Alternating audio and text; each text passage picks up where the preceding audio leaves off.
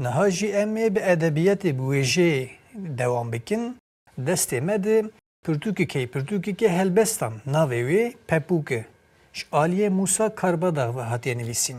Kambinerin bê Musa Karbadağ kî ye û di pirtûka xwe Pepûk de helbestê bi çi rengî nivîsiye?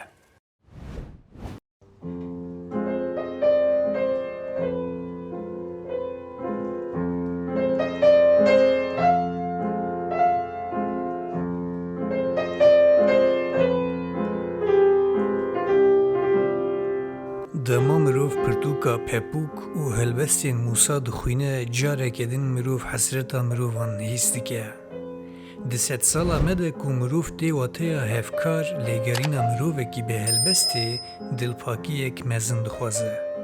Musa hewl dide vî zimanî heva bike. Di dema damezrandina vî zimanî de dibêje ez lîstikan nakim, zimanê xwe ji gotinên çêkirî re nahêlim. Ez çi bim ziman û rihê min jî ew e.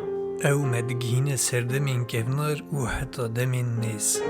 Hişmendiya xwe bi helbestê tîne ziman û hêviya xwe bi helbestê diceribîne. Tiştê ku dizane di helbesta xwe de parve dike. Tiştên ku jiyaye li jiyana me zêde dike. Hemû helbestên wî xweş in ji ber ku hemûyan ji kaniya dilekî pak av vexwariye.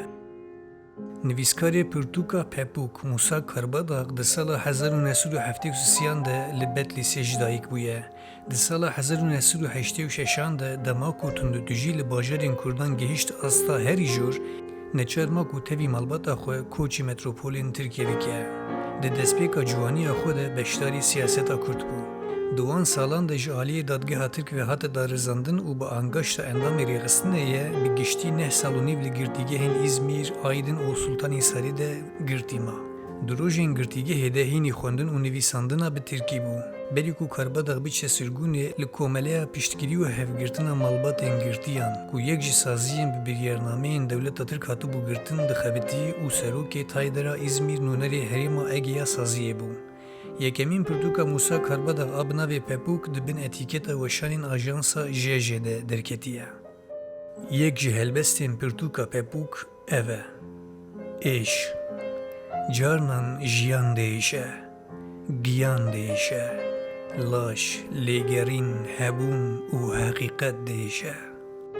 Hemû tekvîn niçik dikizire, di sînorên şevên qetranî de, mîna bedenek çip û tazî dimîne zanîn, tenê xweziyek de aliqe li qirik û zimanên mirov. Tu mîtos, tu bawerî nabe bersiva rastiyê, şûrek lahorî nikare biqetîne tik û tenê diye.